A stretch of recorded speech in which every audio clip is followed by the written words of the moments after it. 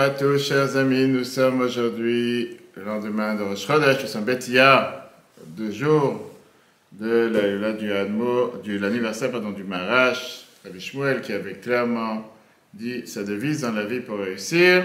Khatrila Hariber, qui veut dire quoi? Depuis le départ, il faut surmonter les obstacles. Il ne faut pas se dire que si je peux passer par en dessous, je passe par en dessous, et sinon je passe par au-dessus. Mais depuis le départ, il faut se dire que quand je peux passer par au-dessus, je passe par au-dessus. Et bien sûr, aujourd'hui, c'est le lendemain de Rosh Chodesh, ce mois magnifique, le mois quand on dit Ani Hashem Rafecha, Dieu est notre guérisseur. C'est le mois dans lequel on est garanti d'avoir la guérison. Aujourd'hui aussi en Israël, on commémore le Yom HaZikaron, 25 420 qui sont tombés depuis le début.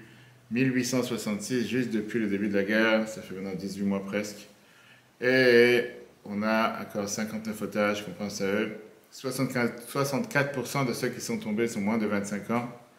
Golani, c'est ceux qui ont payé le prix le plus cher. Celui qui a été tué le plus âgé, 91 ans, le plus jeune, il venait de naître. Chaque nom, c'est un monde entier, que Dieu fasse que ce soit les derniers et qu'il n'y en ait pas plus. Et que Dieu venge leur sang avec l'éradication de tout le mal et toutes les forces du mal qui veulent faire du mal au peuple juif. Et comme on va tout de suite voir, justement dans ce magnifique cours aujourd'hui, Tania, chapitre 10 de Egot HaKodesh, qu'est-ce que ça veut dire? Justement, la capacité de pouvoir reconnaître le chesed, la bonté que Dieu fait envers chacun d'entre nous. Ok. La semaine dernière, juste avant Pessah, on avait terminé avec le chapitre 9, dans lequel on avait vu qu'est-ce qui passe d'abord, ma vie personnelle ou la vie de mission, avec ce dilemme que chacun se place sur cette mission en sachant, est-ce que je peux transformer ma vie personnelle en mission ou pas? En 2 mots, est-ce que je dois mettre de côté ma vie personnelle ou ma mission passe d'abord? Aujourd'hui, on va rentrer sur le détail qui est... Bonjour, est-ce que la halakha, elle fait attention à... Pourquoi la halakha fait tellement attention aux détails? Pourquoi on s'acharne sur les détails? Pourquoi on fait tellement attention aux petits détails, aux mesures, aux quantités? Pourquoi la halakha, elle rentre dans les détails? On verra justement comment la halakha, elle fait en sorte de mettre ensemble, par rapport aux sphirot qu'on vient de voir, chesed et gvur à la bonté et la rigueur. Par contre, il fait mes histoires avec le Golam de Prague, qui était celui qui avait été créé par le Maharal de Prague pour essayer avec la guerre contre les amis du peuple juif. Mais un Golam, ça reste aussi, ça s'appelle un Golam. C'est quoi un Golam? Quelqu'un qui n'est pas capable de trop comprendre si tu ne lis pas les choses claires. Une fois, la femme du Maharal lui a demandé, amène de l'eau du puits pour le tonneau qui est dans la maison. Et elle est partie faire ce qu'elle avait à faire. Le Golam, il vient, il ramène des tonneaux, un tonneau après un tonneau et après un tonneau. Je veux dire, il ramène il remplit de l'eau du puits, il remplit sans limite. Et comme ça, le tonneau de la maison s'est rempli, ça a débordé de tous les côtés, la maison elle a été inondée. Elle avait très peur, elle a demandé au Maharal, elle va lui dire d'arrêter. Le Maharal, il a dit au Golam d'arrêter, et comme ça, il a arrêté. Cette histoire te rappelle le point qu'on a déjà vu plusieurs fois dans les cours, mais qu'on va revoir aujourd'hui, que donner sans limite, parfois être bon sans limite peut être dévastateur. Pourquoi? Parce que ça peut amener la conséquence contraire. Comment s'assurer que le chesed, ça soit un chesed qui amène du bonheur et pas du malheur? Est-ce que le chesed, c'est ce qu'on a vu dans le cours lundi soir, justement? Pourquoi on parle de gvura chez le chesed? Pourquoi on parle de chesed chez gvura? Comment tu peux lier la bonté et la rigueur? Cette lettre, comme beaucoup de lettres des Egot HaKodesh, parle de la tzaka, bien sûr. Mais d'abord, la Nour Hazaka va nous parler qu'il y a 2 types de chesed sur terre. Chesed olam et rav chesed. On va tout de suite voir ce que ça veut dire. Et dans ce cours, aujourd'hui, on va parler de chesed olam. Qu'est-ce que ça veut dire chesed olam? Un chesed limité, équilibré. On va voir pourquoi c'est important d'équilibrer ce chesed. Et est-ce que la Torah, elle appartient au chesed ou elle appartient à la gvura? Est-ce qu'elle appartient à la bonté ou elle appartient à la rigueur? D'abord, on commence avec un verset de Echa, qui a été écrit par le prophète Jérémie. On dit plusieurs fois dans la Tfila, plusieurs chansons ont été faites dessus récemment. Chas de Hashem, ki lo tamnu, ki lo chalou achamav. Les bontés de Dieu ne se sont jamais terminées, parce que sa miséricorde ne s'est jamais terminée. Ce verset, c'est un verset qui est la source, apparemment, de ce qu'on dit dans Modim, dans la Tfila tous les matins, tous les jours. Atov, ki lo chalou achamecha, amrachem, ki lo tamu chasadecha, ki meolam, qui veut dire le bien, le bon, en parlant de Dieu, que ta miséricorde ne s'est jamais terminée. Amrachem, celui qui a miséricorde sur nous. Ki lo tamu chasadecha, ta bonté ne s'est jamais finie. Qui meolam, qui vient là, on a toujours eu espoir en toi. Viens, les commentateurs te demandent la question. Quand tu dis Chas de Hashem ki lo tamnu, les bontés de Dieu ne se sont jamais terminées, finies. De qui on parle? Rashi il amène 2 explications. Tamnu, on peut parler que c'est les bontés de Dieu. On remercie Dieu que ses bontés sont illimitées, qu'il a des bontés infinies. Comme le verset d'après qui te dit Kilo Chalou Rachamecha, on dit dans Modim, on remercie Dieu que sa miséricorde ne s'est jamais finie. Pareil, dans la Tfila, on te dit Kilo Tamu Chasadecha. Et là, il y a la différence. Tamu veut dire parce que tes bontés ne se sont jamais finies. Mais Rashi dit si Tam nous parle des bontés de Dieu, pourquoi on a rajouté le Nun? Pourquoi on n'a pas dit Tamu, comme on dit dans la Tfila? Dans la Tfila, on te dit Atov, Kilo Tamu Chasadecha, pas Tamnu. Pourquoi le verset te dit Chas de Hashem, Kilo Tamnu? Apparemment, on ne parle pas seulement de Dieu. Certainement qu'on parle du peuple juif. Et c'est pour ça que Rashi te donne la deuxième explication, et ça correspond avec le Yom HaZikaron aujourd'hui. Qu'on remercie Dieu que le peuple juif n'a jamais disparu. Tam veut dire qu'on n'a jamais disparu de la planète. On remercie Dieu que grâce à ses bontés, on est toujours présent. Malgré que les nations du monde, à travers toutes les générations, ont toujours essayé d'exterminer le peuple juif, ils n'ont pas réussi. Avec tout ce qui a pu se passer à travers 3000 ans d'histoire, on est toujours présent. D'après cette explication de Rashi, là il y a une question contraire qui se pose. Le mot qui, quand tu dis qui, ça veut dire parce que, Chas de Hashem, les bontés de Dieu, qui l'otamnu, parce que nous, on a toujours été présents. C'est-à-dire, c'est comme s'il y a les bontés de Dieu et la conséquence. On aurait dû dire à Chas de Hashem, chez l'otamnu, les bontés de Dieu, que nous n'avons pas été exterminés, que nous n'avons pas arrêté d'agir. Quand on dit qu'il l'otamnu, ça voudrait dire le contraire, que les bontés de Dieu sont là parce que nous sommes toujours présents. Comme si, t'en as encore dans l'accusation, attends ici. Comme si ça c'est la cause et les bontés de Dieu c'est la conséquence. Et pour comprendre ça, c'est ça que le mot Azaken t'explique en te disant du Zohar qu'il faut savoir que dans le chesed, il y a deux types de chesed et on dit ça dans la tefila tous les jours, on va le voir. Un on appelle chesed olam, traduction chesed, bonté éternelle, mais ça veut plutôt dire bonté limitée. Et Rav chesed, beaucoup de bonté. Chesed olam apparaît d'abord dans la prophétie d'Ishaïa, Isaïe. Chesed olam richamtir. J'ai eu miséricorde, j'ai eu de la pitié sur vous avec Chesed Olam. David Amalek, le roi David dans Tehillim, le psaume chapitre 89, verset 3, il te dit Olam Chesed Yibane. Pareil, Chesed Olam, la même chose, bonté éternelle. Qu'est-ce que ça veut dire Olam? Quand je te parle d'un monde veut dire quelque chose de limité. Quelque chose qui a son cadre. Chesed Olam veut dire un Chesed qui est limité. Et ça, c'est la définition de quand tu dis chesed olam veut dire un chesed avec un cadre. C'est pas un chesed illimité, c'est pas une bonté qui est sans fin, c'est une bonté qui est cadrée. Quand je dis Rav chesed, qu'on dit dans la tefila, qui vient d'ailleurs des 13 attributs de miséricorde, Hashem, Hashem, kel rachum vechanon erech apayim verav chesed, Rav chesed, ça veut dire ça dépasse les limites. Les 13 attributs de miséricorde, c'est pas des attributs de miséricorde qui sont limités, mais vient justement te parler d'une bonté sans limite. Il dit que Dieu a la capacité de pardonner sans limite. Quand on demande à Dieu Verav Chesed, on demande à Dieu une bonté sans limite, beaucoup plus que tout ce qui est cadré et qui est limité. Alors viens, la Moazaka dans cette lettre qu'on va prendre aujourd'hui la moitié et la première moitié, et il te demande c'est quoi la différence entre Chesed Olam et Rav Chesed. Quelle différence entre une bonté qui est limitée et une bonté dans laquelle qui est illimitée.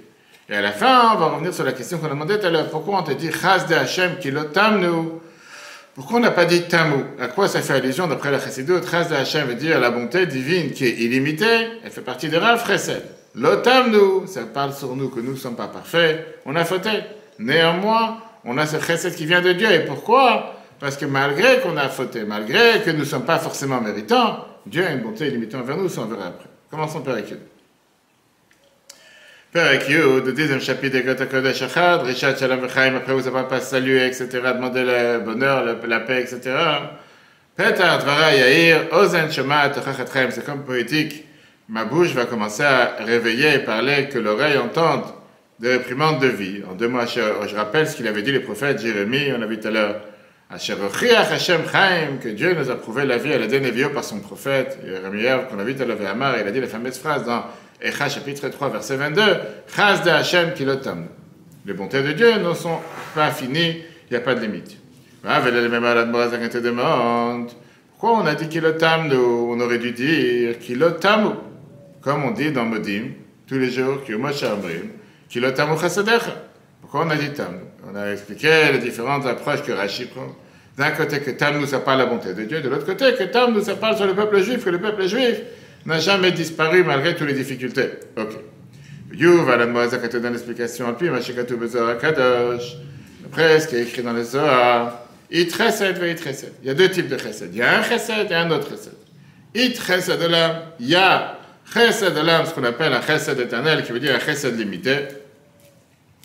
Veit chesed, il y a le chesed d'en haut, qui est où Chav chesed, qui s'appelle Rav chesed, qui est un chesed illimité, quand on parle de la bonté de Dieu envers nous. Quel est le paradoxe le plus, je dirais, le plus simple à comprendre quand on parle de chesed Olam? C'est la Torah. Est-ce que la Torah, elle est limitée ou illimitée? La réponse? Ce qu'on a dit tout à l'heure, quand tu dis Chas de Hashem kilot tamnu, la question qu'on a demandé, qu'on dit que les bontés de Dieu sont infinies, sont illimitées. On a dit, on n'aurait pas dû dire kilot tamnu, on aurait dû dire kilot tambu. Tambu, c'est comme on dit dans Modim, kilot tamu achamav, que Dieu a une miséricorde qui n'a pas de fin. Pourquoi on dit tambu? On a expliqué qu'on parle de deux concepts différents. On parle, est-ce qu'on parle du peuple juif qui n'a jamais été exterminé, qui n'a jamais été fini, ou on parle de la bonté de Dieu? Donc on parle de la bonté de Dieu, la Gemara a dit, dans chesed même, il y a deux types de concepts, il y a deux types de chesed. Il y a chesed Hashem, il y a chesed Olam et Rav chesed. Et là, on rentre dans les détails pour comprendre c'est quoi la différence entre les deux.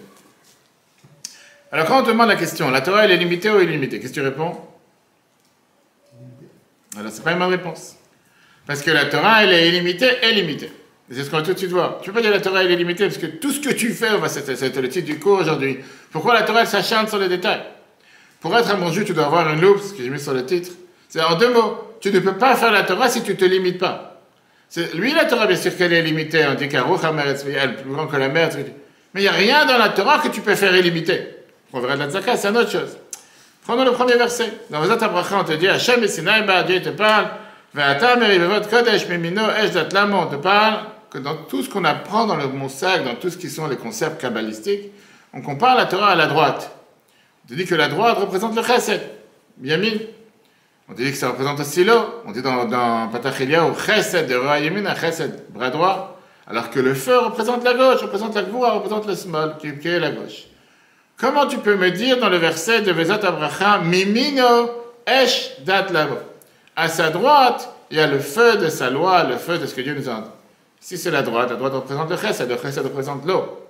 La gauche représente la gvoura, la rigueur, qui est le feu. La droite et le feu ne vont pas ensemble. Comment ça se fait que le verset était dit Mimi Noesh, à sa droite il y a le feu? Est-ce que la Torah c'est chesed ou gvoura? Est-ce que la Torah c'est la bonté ou la rigueur? Et la réponse, c'est que la Torah, elle synchronise les deux parfaitement à chaque instant. Et le chesed et la gvoura. Qui veut dire, si je regarde le sens simple, la Torah elle a des mitzvot qui parlent de chesed, et moi ton prochain t'en compte toi-même, la semaine prochaine dans le Dashim, tu as des mitzvot qui sont la rigueur, efface le nom de Malek. Tu effaceras les forces du mal, que Dieu efface leur nom, comme on dit à chaque fois pour tous les terroristes, etc. Et après, tu as la Torah qui est Tiferet, qui est l'harmonie entre les deux. Tu dis que Tiferet, la Gemara Brachot, page 58. Tiferet, c'est Matan Torah, Tiferet, c'est Matan Torah. Et regardons justement, puisqu'on se prépare maintenant en comptant le Homer à Matan Torah. On va voir qu'est-ce qui s'est passé avec les différentes nations qui nous ont refusé de recevoir la Torah. Rashi te dit, qu'est-ce que ça veut dire, le verset qu'on a parlé dans Vezat Abracha. Quand Dieu, il a proposé la Torah à Esav et à Ishmaël, ça fait allusion à Seir et à Paran, ils ont refusé. Vient le Zohar, et le Zohar te dit, à quoi les enfants d'Ishmaël ils ont refusé? Ils ont refusé l'otinaf. L'otinaf qui veut dire ne pas commettre l'adultère, ne pas avoir de relations interdites. Pourquoi? Parce que Ishmaël représente le chesed de la klipa, le chesed du mal. Ils se sont dit comme ça, nous on est prêts à nous limiter dans ce qui sont les gvorot, les duretés, les rigueurs, mais pas dans les bontés qui sont l'adultère, avoir des rapports avec qui et n'importe quoi. Ça, c'était Ishmaël. De l'autre côté, Esav a refusé l'ordre qui était l'otirtzar, ne pas tuer. Pourquoi? Parce qu'Esav représente la dureté, la rigueur de la klipa, des forces du mal. Et ils ont dit comme ça, nous on est prêts à se limiter dans commettre l'adultère, qui est les bontés. Mais on n'a pas envie de se limiter dans tout ce qui est tué, qui sont les rigueurs, donc on n'a pas envie de se limiter. Les nations du monde ont accepté seulement une des deux composantes de la Torah, ou le chesed ou la gvura. Ils n'étaient pas prêts à recevoir et le chesed et la gvura. Pourquoi le peuple juif est venu? Il a dit Na'aseh v'nishma. Nous, on était prêts à recevoir et le chesed et la gvura à la fois. Ce paradoxe, les deux ensemble. Pour ça, le verset te dit Mimi noesh. La Torah, elle fait partie de la droite, mais le fait en même temps. Il y a le chesed et il y a la gvura. Il y a le chesed qui doit être contrôlé, il y a le chesed qui doit être équilibré. Ça ne peut pas être un chesed infini, puisque j'ai envie de donner. Pour ça, je vais avoir des rapports avec n'importe qui. J'ai envie de commettre l'adultère et faire tout ce qui est interdit, parce que j'ai une bonté illimitée, qui était la partie d'Ishmaël. Ou bien parce que j'ai une gvura illimitée, une rigueur illimitée, alors pour ça je vais aller tuer tout et n'importe quoi. Non, il faut que ça soit contrôlé. Pourquoi? D'un côté, la Torah c'est le chesed divin, chesed Dieu, chesed divin, chesed Eloki qui est pur. Qu'est-ce que ça veut dire un chesed? Quand je te parle de bonté, D'un côté, c'est une situation que personne garde la bonté, l'abondance pour soi-même. Mais tu la partages avec les autres, tu partages tout ce que tu as, même avec quelqu'un qui est plus bas que toi. C'est pour ça qu'on dit que le chesed reflète l'eau. Parce que la Torah te dit que l'eau, les autres, c'est que l'eau descend de haut en bas. Je vois dans la montagne, ça ne va pas de descendre. Elle descend de haut en bas, contrairement au feu qui monte de bas en haut. Dans le chesed, celui qui reçoit, il est plus bas que celui qui donne. Et celui qui donne, il donne une abondance qui va arriver à celui qui reçoit. C'est pas pour rien que la Torah elle est appelée un cadeau, comme Chag HaShavuot, Zman, Matan, Toraten, le temps qu'on a reçu notre cadeau. On dit dans la Torah, dans la brachot qu'on fait tous les matins, Venatan lanu et Torato, qui nous a donné sa Torah, Natan du mot cadeau. Qu'est-ce que ça veut dire un cadeau? Cadeau, c'est classiquement, c'est une expression de chesed, de bonté. C'est-à-dire à la place de garder la Torah pour soi-même, Dieu il a décidé de faire la bonté envers nous, de donner la Torah en cadeau. Viens les Chachamim te disent, En Maïm et la Torah, la Gemara, Bakama, page 82. Que l'eau, c'est la Torah. Pourquoi on a comparé l'eau à la Torah? Tu vas t'expliquer que Dieu, il a pris sa sagesse divine, qui était tellement élevée, qu'il aurait pu la garder pour lui. Il a descendu dans ce monde d'en bas pour nous, les humains. Il a traduit cette sagesse en concept matériel pour l'humain. Et c'est ce qu'on n'arrête pas de dire quand on apprend la Torah. Dibra Torah que la Shomne Adam. La Torah, elle parle en langage humain. Pourquoi? Pour qu'on puisse la comprendre. Si on n'aurait pas dit la main de Dieu, la bouche de Dieu, les yeux de Dieu, la tête de Dieu, on n'aurait pas compris de quoi on parle. Qu'est-ce qu'on dit dans les mitzvot quand on fait une bracha? Asher kideshanu b'mitzvotav. À la place que Dieu garde la doucha pour lui-même, Dieu il a pris cette doucha, il a donné à chacun d'entre nous, il nous a donné la possibilité de se sanctifier à travers ces mitzvot. Comme on va voir la semaine prochaine dans la paracha Kedoshim. Kedoshim tiyu kikadoshani. Soyez saints. Pourquoi? Parce que moi aussi je suis saint. Et à travers mes mitzvot, Asher kideshanu b'mitzvotav, par ça que vous faites une mitzvah, vous allez aussi vous sanctifier. C'est pour ça qu'on dit dans les Shetraïl, qu'on dit tous les vendredis soirs, qu'on donne des louanges à la femme juive, Torah chesed al-Leshana. La Torah de chesed, qui est la Torah représentant de chesed, sur sa bouche, sur sa langue, dans Mishle 31. Et bien sûr, c'est un exemple sur la Torah. En deux mots, la Torah, elle reflète le chesed. C'est un cadeau de Dieu, que Dieu il a donné à chacun d'entre nous, le plus beau cadeau que Dieu nous a donné. Du fait qu'il a partagé sa sagesse avec chacun d'entre nous. Numéro 2. C'est connu ce qui est écrit, la Torah décrète Oz. D'abord, la Torah, elle est appelée Oz, la force, ou la Shangvura, qui veut dire la rigueur. Comme les Chachamim nous ont dit, Taïag Mitzvot, les 613 commandements d'Emrou, ils ont été dit le Moshe Messinam et Péakvura. Ils ont été dit à Moshe mon Sinaï par la bouche de Dieu, que dire-t-il, comme c'est écrit dans Mosat Abracha qu'on vient de voir, Mimino Ejdat Lamo, de sa droite, le feu de la loi qui nous a entraînés. Pirouche, ça veut dire. Chez la Torah, que la Torah, mais Korah, Veshorsha, que sa source, elle est Rak, Chas de Hachem, la bonté divine, la bonté de Dieu. Amechunim, Beshem Yamin, qui sont inclus, qui sont, je veux dire, appelés en forme de droite. Haïno, ça veut dire, Amshachat, faire descendre la divinité de Dieu. Ve'ara, éclairer meilleur Baruch depuis, Dieu qui est infini, elle est la matérialité métartonim dans les mondes, de mondes d'en haut et les mondes d'en bas. À l'aider Adam par l'humain. Amam Shichaor à l'atmo qui fait descendre la lumière sur lui-même. Par contre, on fait descendre la lumière, Bekiyum, Ramach Mitzvot. C'est pas ça qu'on accomplit les 248 mitzvot positifs. Chez Ramach et Varim de Malka, qui sont les 248 membres du roi. Pirouche, ça veut dire, Ramach Kelim, c'est 248 récipients, ou le Voshim les habits. Les Hara, pour pouvoir éclairer, mais de la lumière de Dieu qui est infinie, Amlobashbek, qui est bien dans les mitzvot. Au meilleur, c'est à partir de cette lumière, Yum Shachlo va pouvoir recevoir Trilu, Chimu, l'amour et la crainte, Bechol Mitzvah, dans chaque mitzvah, Canada, comme on l'a déjà expliqué plusieurs fois. Donc, ça, c'est la partie composant numéro 1 qu'il y a dans la Torah, composant de Chesed. Ok. Le fait que je reconnais que la Torah, c'est un cadeau, c'est un Chesed, une bonté divine, ça doit faire en sorte que je sois énormément joyeux. À la place de regarder les mitzvot comme un fardeau, comme un joug, comme une casse-tête, comme une galère, encore Pessah, encore une fête, encore quoi que ce soit. Je voudrais remercier le mérite que Dieu a donné à chacun d'entre nous, de s'attacher à lui par à travers la Torah et les mitzvot. Et ça, c'est d'ailleurs ce qui est énormément et longuement expliqué dans la Chassidut. Sauf que là vient le problème. Si jamais la Torah, c'est seulement du chesed, si la Torah, ce serait seulement une bonté infinie, il peut parfois faire des dommages. Pourquoi pas faire des dommages? C'est même dangereux. On t'a dit que le chesed représente l'eau. Pareil, s'il pleut non-stop, s'il pleut sans limite, ça peut être un déluge dévastateur qui peut tout détruire, comme il y a eu au temps du Maboul. Donc ce n'est pas suffisant qu'une personne te donne un cadeau. Si quelqu'un, il est seulement occupé à vouloir donner, il peut parfois te donner un cadeau qui n'est pas du tout adapté au receveur. Et parfois, il peut te donner un cadeau qui lui fait plaisir, mais pas forcément qui te fait plaisir. Dans le plus pire des cas, on va dire dans le meilleur des cas, le cadeau va rien aider à celui qui le reçoit. Dans le plus pire des cas, ça peut parfois être accepté de manière négative et la personne peut être insultée plus qu'autre chose alors qu'il a reçu un cadeau. Mais le cadeau n'est pas adapté à ce que le récipient a besoin. Pareil, un chesed d'une bonté illimitée, une bonté illimitée peut parfois amener des conséquences négatives. Peut amener parfois que la personne soit totalement haïe et repoussée à la place d'être aimée. Il y a parfois des gens qui veulent embrasser ce qu'il ne faut pas ou ce qui ne leur appartient pas et pourtant ils ont pensé être bien.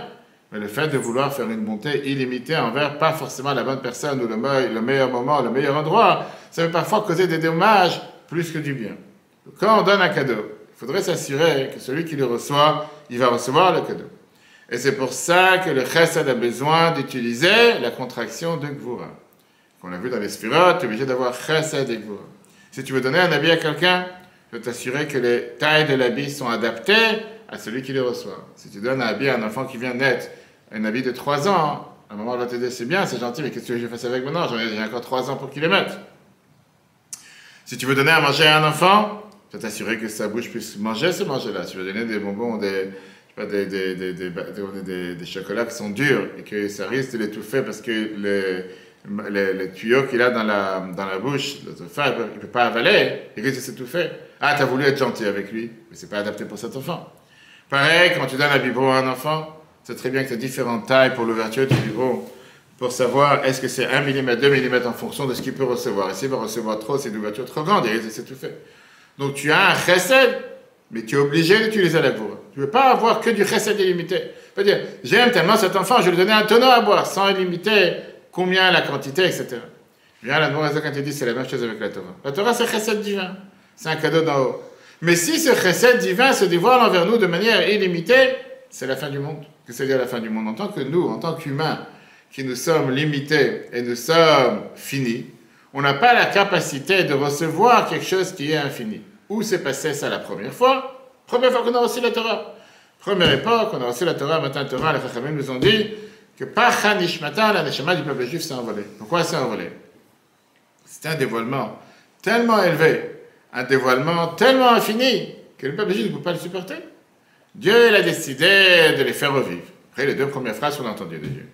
Et là, ils sont partis voir Moshe en lui disant, sois toi pour nous un intermédiaire entre Dieu et le peuple juif. De là, on apprend le rôle d'un tzaddik, le rôle d'un rabbi, pour que la lumière divine soit contrôlée, soit limitée, qu'on puisse la contrôler, qu'on puisse la recevoir. Bien sûr qu'on veut recevoir la Torah. Bien sûr qu'on a dit qu'on veut faire ce que Dieu nous demande. Mais recevoir la Torah de manière illimitée, incontrôlée par rapport à notre capacité, c'est pas pour nous. La Torah nous dit la même chose dans la Gemara, c'est une page 38, que Dieu il a tendu son petit doigt et il a brûlé les anges. Qu'est-ce que ça veut dire qu'il a brûlé les anges? La Kavana, l'attention que la Gemara te dit, qu'il y a eu un dévoilement plus fort que qu'est-ce qu'ils pouvaient recevoir. Et la conséquence, ils ont été brûlés, on a vu ça la semaine dernière, par Hachashpeni avec Nadav et Avihu, qui se sont rapprochés de Dieu, ils ont amené un sacrifice, c'était pas le moment, et malheureusement, pour ça, ils ont quitté ce monde. Donc Dieu, il n'a pas seulement donné la Torah, il n'a pas seulement donné une Torah de bonté, il a voulu qu'on puisse être capable de recevoir la Torah. Et pour ça, il devait la contrôler. Que la Torah soit limitée dans nos limites, dans notre monde. Et pour ça, il a dû utiliser ce qu'on appelle la Midat HaGvura. Tu veux dire, la canaliser, l'équilibrer, que ce soit adapté à ce que nous, on puisse recevoir, à ce que nous, on peut faire. Alors, c'est pour ça que les Chachamim te disent que les Tayag, Mitzvot, les 613 commandements, Ne'emru, Mipi HaGvura. Pourquoi on dit qu'ils ont été dit Mipi HaGvura, on traduit ça par la bouche de Dieu? Mais ça veut aussi dire par la Gvura. Qu'est-ce que ça veut dire la Gvura? La Gvura veut dire que ça a fait en sorte de pouvoir le contrôler. Parce que si ce n'est pas contrôlé, comme on va tout de suite voir la question qu'on a demandé tout à l'heure, tu ne peux pas le faire. Maintenant, on revient à ce qu'on a dit tout à l'heure. Mais c'est aussi contrôlé, on va tout de suite voir, bien sûr. Maintenant, on revient à ce qu'on a dit, la question qu'on a posée. Pourquoi dans votre après on te dit Mimi Noesh? La Torah, ça vient de la droite, c'est le chesed. Bien sûr, c'est le chesed qui représente l'eau, mais il y a aussi le feu avec. Pourquoi? Dieu, il a fait en sorte de canaliser, de contrôler, de limiter la réception de la Torah qui soit adaptée à ce que nous, on puisse recevoir. La Torah n'est pas faite pour les anges, elle n'est pas faite de manière illimitée. Viens le Midrash te raconte, le Midrash Rabbah Pamidbar, chapitre 12. Tu avais 3 choses que Dieu il a dit à Moshe. Moshe il a sursauté, Moshe il a eu peur et il a reculé en arrière. La première des choses que Dieu il a dit à Moshe c'était Vayitnu kofer nafsho. Vous devez donner le rachat de son âme. Moshe il a dit quoi? Comment ça pourrait racheter son âme? Tout l'argent que tu vas donner sur terre, tu ne peux pas racheter ton âme. Il n'a pas compris ce que ça veut dire l'histoire, on a vu avec Machatit Shekel, etc. Moshe n'a pas compris comment tu peux racheter ton âme. Comment tu as fait des erreurs, tu ne peux pas racheter ton âme. Dieu il a dit qu'on donne à Dieu, qu'on lui donne Korbani Lachmi, qu'on me donne mon Korban, mon sacrifice, mon pain. Moshe il a sursauté en disant mais tous les sacrifices du monde, ne peuvent pas suffire comme pain pour Dieu. En deux mots, c'est pas ça qui va nourrir Dieu. Comment par ça j'amène un sacrifice? Je pardonne les fautes. Et la troisième question que Moshe a sursauté, il a reculé, c'était quand il a dit, va sous les Migdash, faites pour moi un temple. Moshe, il a dit, alors, Dieu, il remplit le ciel et la terre, tu as besoin d'un temple qui est contrôlé sur 2 coudées et demi, c'est là que Dieu l'appartenait. Et dans ces trois questions, qu'est-ce que Dieu a répondu à Moshe? Je ne vous demande pas de faire des choses en fonction de ma force, mais en fonction de votre force, ce qui veut dire, quand je vous demande de racheter mon âme, de racheter votre âme, je ne vous ai pas demandé de donner toute la planète, je vous ai demandé de donner seulement un demi-cycle. Korbani lachmi, quel sacrifice je vous demande? Un sacrifice le matin, un sacrifice l'après-midi. Le Mishkan, tu ne t'envoles pas, comme on dit. Il fait 10 coudées sur 30 coudées. Pourquoi? Parce que la Torah, elle est adaptée en fonction des capacités des receveurs qui sont les peuples juifs. Voilà dans le chiffre 3. Seulement, Shamshach, Hazouset, bonté divine que Dieu nous a donnée, comme on a dit que c'était un chesed illimité a priori. Nitlapshat, Chila, Bemidat, Goratoshek, Kadeshbach, où elle a d'abord été attachée, habillée dans la rigueur de Dieu. Amochun et Veshemesh qui a appelé le feu. Prinat Simtsum Aor Ve'achayot, et ça, c'est la manière de contracter, limiter la lumière et la vitalité à Nimshachot qui descendent. Mais de Dieu qui est infini, que pour pouvoir s'habiller dans l'action des mitzvot. Chez Roubam Kekulam, que la majorité des mitzvot, mitzvahim chomrim. Ici, on a des choses matérielles, grossières, qui est tzitzit, comment tout tu dois. La tzitzit, c'est quoi? C'est de la laine, de filin, peau de vache, karbanot, le sacrifice, le zakah, la zakah. Même les mitzvot qui sont faites spirituellement, comme comme l'amour et la crainte, néanmoins, ils sont aussi limités. Voilà le Prinat Ansof Klal. On a vu la semaine dernière ce qui s'est passé avec Nadav et Avihu. Pas illimité du tout. Tiavar, Rabba Lachem, parce qu'il y a un amour énorme, abondante envers Dieu, bliket ou gvulumida, sans limite et sans calcul. Et Adam, Yachol, ne peut pas le supporter dans son cœur. Veliot, Kayam, Begoufo, exister avec son corps à filoreg, à même un instant. Tu peux pas te rapprocher de Dieu sans limite. Que Mamar, Rabbeinu, comme les Chachamim nous ont dit. Chez Bishad Matan Torah, qu'au moment de Matan Torah, Shaïtaïd, Galut, et le Koto Barach, quand il y a eu le dévoilement divin, Or, Entzor Baruchu, la lumière infinie de Dieu, Beprinat Dibo, elle a commencé à parler, Bet Galut s'est dévoilé, par Chanishmadan. Leur âme s'est envolée parce qu'ils n'étaient pas capables de recevoir une telle intensité, une telle divinité qui était limitée. La fameuse Gemara Tanit, page 3, nous raconte, la fameuse histoire, comment le chesed de Dieu doit forcément avoir le tzimtzum, qui est la contraction avec la Midat HaGvura, la rigueur. La Mishnah te raconte que Mishnat Batzoret, c'était une année de sécheresse. Les Chachamim sont partis voir Choni Ameagel. Choni qui a fait le cercle, fameuse histoire, pour prier pour la pluie. Choni, il a fait un cercle par terre, il est rentré dans le cercle, il a prié pour la pluie et il a juré que je ne sors pas du cercle jusqu'à ce que la pluie tombe. On a commencé à tomber quelques gouttes d'eau. Choni, il a dit à Dieu, Ribono Shel Olam, maître du monde, c'est pas ce que je te demandais. Je te demande de l'eau qui puisse remplir tous les puits d'eau. Commençait à tomber des cordes, comme on dit, avec une tellement grande puissance et tellement grande force, ça allait presque tout détruire. Il a dit à Dieu, c'est pas ce que j'ai demandé Gishmei Bracha. J'en ai des puits de bénédiction. Et là, ils sont descendus la 3e fois, Gishmei Bracha. Ça, c'est ce que ça veut dire, ce qu'on dit dans la Torah, Gvurot Kshamim. Pourquoi Gvurot Kshamim?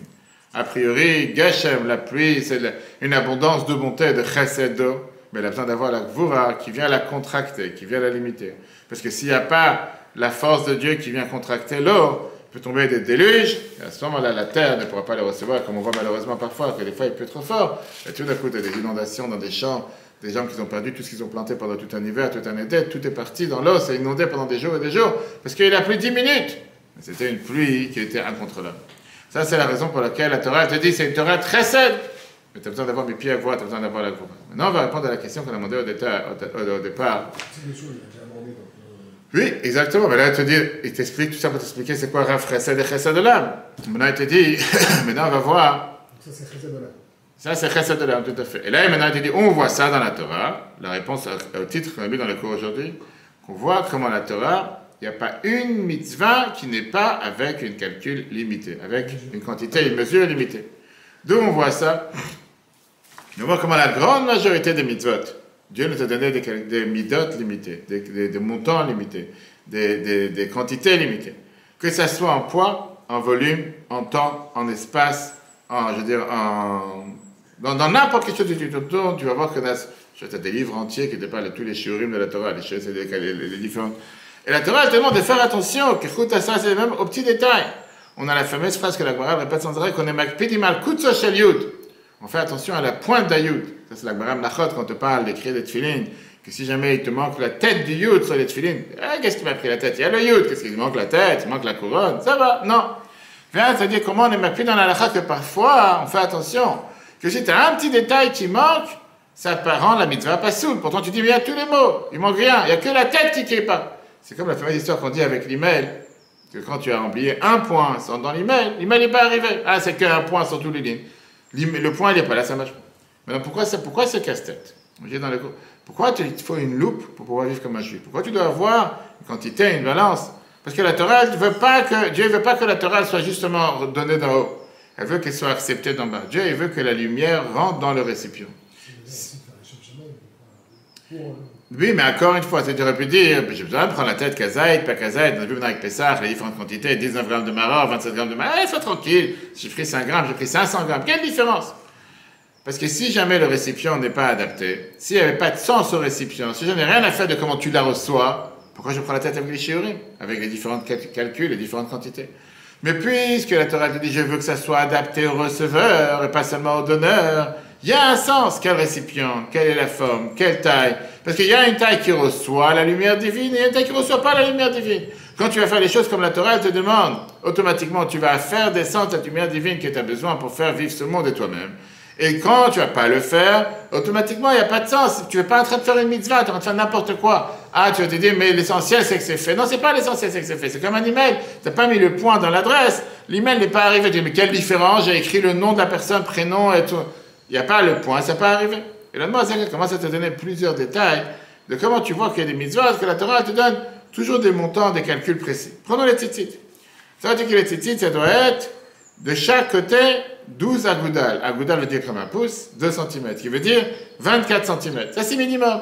12 cm d'un côté, 12 cm de longueur. Après ça, dans les tzitzit même, on te dit qu'il faut 4. 4 tzitzit. On a vu ça dans les lois de Rambam, qu'on apprend en ce moment les dernières semaines. Pas plus. Après, on te dit qu'il faut dans chaque coin 8 fils. Et si j'ai envie d'en mettre 20? Et si j'ai envie d'en mettre 26? Non, la Torah dit qu'il y a 8 fils. Ça, c'est les tzitzit, un exemple.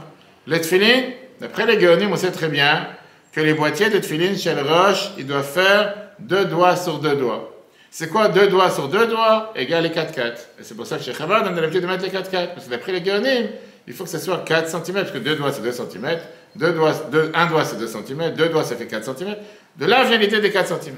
Il y en a, par Chabad, qui te disent que non, il ne faut pas 2 doigts sur 2 doigts, il faut 1 doigt sur 1 doigt. 2 cm sur 2 cm. C'est pour ça que pendant un certain temps, ça avait les deux. Je ne rentre pas dans les détails, comment est arrivé aujourd'hui les 3 cm.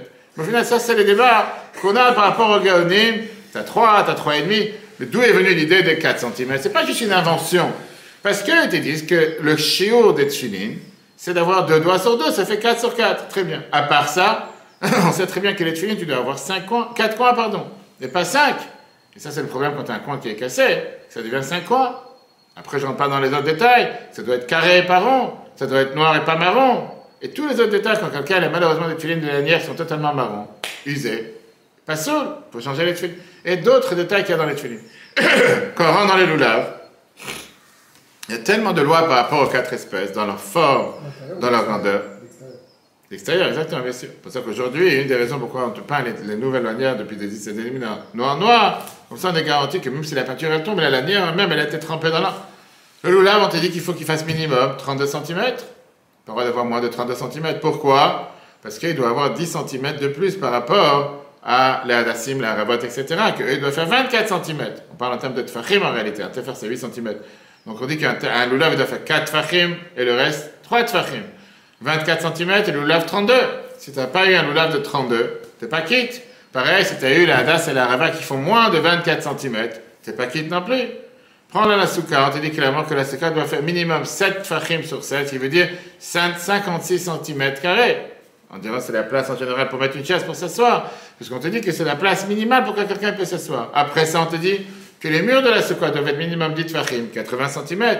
La hauteur, pas plus haut que 9 mètres 6. Pourquoi? Parce qu'on dit que si c'est plus haut que 9 mètres 6, tu ne profites pas du srar. Ce qu'on t'a mis au-dessus, c'est vraiment, c'est pas que tu es en train de profiter de l'ombre ou quoi que ce soit. Il y a 9 mètres de détail, tu n'as pas profité. Chauffard, la même chose. Donc, Maral te dit qu'un chauffard doit être minimum un tefach, 8 cm. C'est quoi l'idée? Que tu puisses tenir au moins les chauffards dans ta main. Si tu as, et tu puisses voir les deux extrémités du chauffard, de deux côtés. Si tu as un chauffard qui fait comme une flûte ou qui fait comme un sifflet, c'est pas la taille du chauffard. Tu peux pas lire, tu peux pas sonner à l'intérieur. Un mikvé, la Torah te dit la même chose, il faut avoir minimum 40 sa. C'est quoi 40 sa? On dit environ 700 litres d'eau de pluie.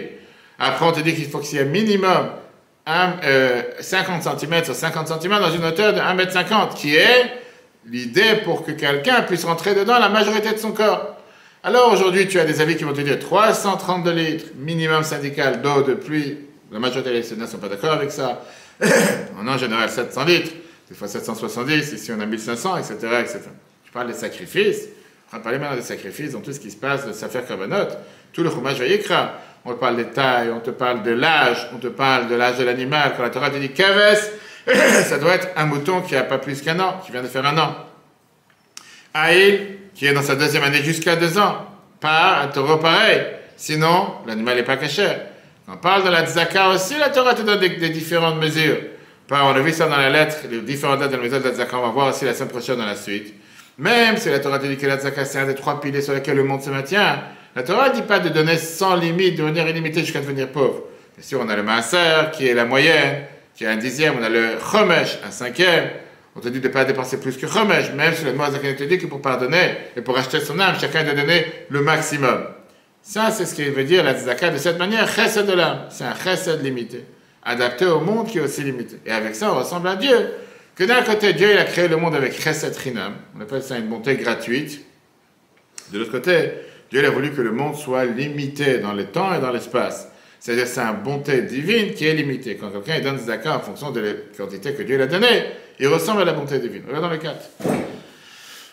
Le fiche, la mitzvot est là de plus, que les mitzvot ont été données à l'aide de la pshut par ça, qui s'habille mitat gvura avec cette rigueur et tzimtzum et cette contraction à de la lumière divine. La chen rov à mitzvot, c'est pour ça que la majorité des mitzvot, yesh lahem shiur mitzumtzam. Ils ont une quantité limitée. Que moi, par exemple. Orechat tzitzit, la longueur de tzitzit, yud bet god, on a vu tout à l'heure, 12 pouces, qui est 24 cm. Atfilin, etzbaim al etzbaim, 2 pouces sur 2 pouces. Ou merubaot dafka, qui est 4 cm et essentiellement carré. Alulav, dalet fachim. 4 fachim, on l'a dit tout à l'heure, qui est 32 cm. Asuka zain fachim, qui est 56 cm. Le shofar tefach, 8 cm. Un mikveh même CA, qui est environ 700 litres. La vie la plus légère, 332. Le korbanot, on a vu Yashlem Shiur Mitzumtzam Lizman, ils sont limités dans le temps. Par exemple, Gvasim, les moutons Bnei Shana, ils devaient avoir 1 an, pas 6 mois. Elim, Bnei Shtaim, ils devaient avoir 2 ans. Parim, etc. Et Toro, la même chose. De Maaseh Tzedaka, pareil, dans la Tzedaka, avec notre Chassadim et même quand on fait la montée avec notre argent. Av Shiu, Me'amudim Shalom, Mohamed Alem, malgré que ça fait partie des piliers sur lesquels le monde se maintient. Donc, dire comme c'est écrit, Olam Chesed Yibaneh, le monde est créé par la bonté. Afilouach yesh la shiur katsouf, même néanmoins, il y a une quantité limitée. Chomesh, un 5e, mitzvah ben moufra, un 5e des gains pour le meilleur de la mitzvah. Maaser, le 10e, le mitzvah benanit, pour ce qui est la moyenne. Vezen yikra chesed olam. Ça, c'est ce qui est appelé un chesed olam. Pirouche, ça veut dire chesed el kolayom. Un chesed de toute la journée, un mit la bêche qui s'habille ba'olamot, et les nemetartonim dans les mondes d'en haut et d'en bas. À l'idée, Tarotat Diltata, par se réveil d'en bas, hi mitzvah tzedaka v'chesed. Ça, c'est la tzedaka et le chesed chez aussi, mais Adam que les uns font avec les autres. Ou le fiche, olam abeprinat boule mida, puisque le monde est limité.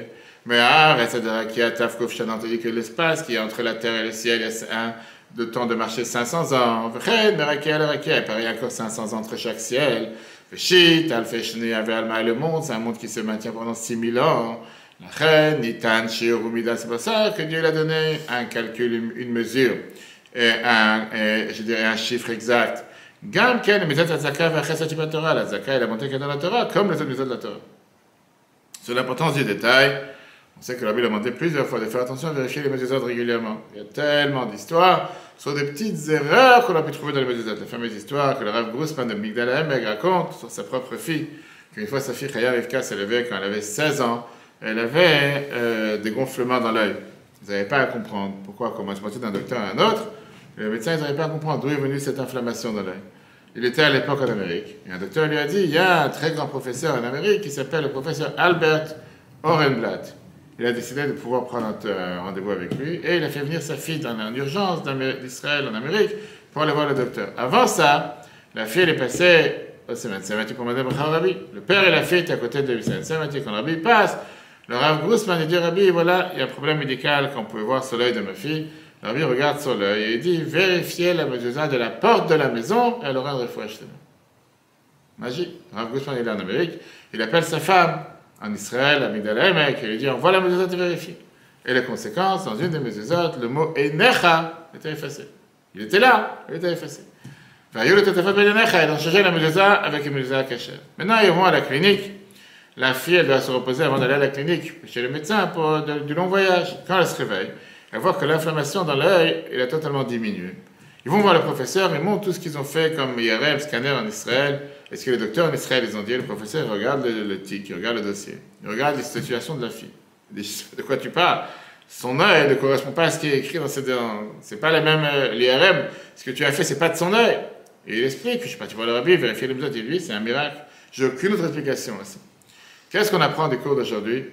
Pourquoi la Torah, les gens, des fois, parfois, te demandent la question, qu'est-ce que Dieu prend la tête? C'est 30 grammes, pas 30 grammes, rentre dans ton assiette. Ce qu'on appelle kutso shelud, faire attention à un yud, faire attention à un détail. Parfois, les gens ils posent la question, c'est exagéré, arrête avec ces détails, ça va si c'est pas exactement la quantité, c'est pas exactement la taille. La Torah te dit c'est le seul moyen de s'attacher à Dieu. Si tu dépasses la taille, tu fais pas, bien sûr qu'on peut faire plus grand. Un loulav, ça ne peut pas forcément, tu peux faire un loaf d'1 mètre si tu as envie. Tu peux faire une mezuzah d'1 mètre si tu as envie. Mais il y a une taille limite, que si tu ne respectes pas cette taille, un minima, tu ne fais pas la volonté de Dieu. Pareil par rapport à la tzaka, c'est ce qu'on va voir la semaine prochaine. On sait très bien que, parce qu'il te donne, est-ce que le maaser, c'est une obligation de la Torah, des chachamim ou une coutume? Mais au final, on te dit tous qu'il faut faire le maaser. Mais dire, on fera un 5e. Et que de chacun qu'on a, qu'on doit plus pouvoir donner. Et là, c'est ce qu'on va voir justement la semaine prochaine, dans la suite, qui est le contrepartie de ce qu'on a vu aujourd'hui. Pas chesed olam, mais rav chesed. D'un côté, on a des mitzvot qui ont leurs limites, qui ont leur cadre. Et de l'autre côté, on verra, comme on dit tous les matins dans la tefila la semaine prochaine, et le devarim, she'en lahem shiur, il y a des choses qui n'ont pas de limite. Et une des choses qu'on te dit, c'est gmilut chasadim. Alors je ne comprends pas, on vient de dire que les mitzvot doivent être cadrés, doivent être limités, et qu'il faut ce qu'on appelle, on a dit tout à l'heure, chesed olam, et c'est la manière de pouvoir faire ce que Dieu demande de toi. Alors comment tu le dis tous les matins dans la Mishnah, veille le devarim, she'en lahem shiur, après ça, par kibud avem, et on parle aussi de gmilut chasadim. Alors il y a un cadre, il n'y a pas un cadre. Il faut faire les choses limitées ou pas limitées. Ça, c'est Dieu veut, c'est la semaine prochaine, dans laquelle moi, ce qui va nous expliquer par rapport surtout à la tzaka, mais pour les autres mitzvot, pourquoi certaines mitzvot, Dieu a décidé de les cadrer. Pourquoi certains mitzvot, quand les gens te disent, qu'est-ce qu'il y a si je n'ai pas fait rentrer Shabbat à l'heure, 9h18, 9h16, 9h20, c'est pas la minute près.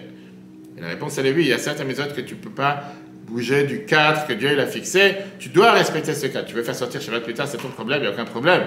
Mais pas le faire rentrer plus tard, ça tu ne peux pas. Et on verra pourquoi certains mitzvot, surtout dans le mitzvot d'Azaka, pourquoi Dieu dit qu'il faut ce qu'on appelle Rav Chesed et pas Chesed Olam. Cours en paix sur le Torah.fr. Très bonne journée à tous. Chodesh Tov, que ce soit un mois de guérison, un mois de bonnes nouvelles. Et si Dieu veut qu'on entende des bonnes nouvelles de nos frères et sœurs en Israël partout ici. eTorah.fr, la Torah en live. Ce cours est proposé par eTorah.fr. Pour nous aider à continuer à diffuser les cours de Torah, vous pouvez faire même une petite contribution sur notre site www.etorah.fr dans l'onglet « Faire un don ». Retrouvez-nous aussi sur les réseaux sociaux.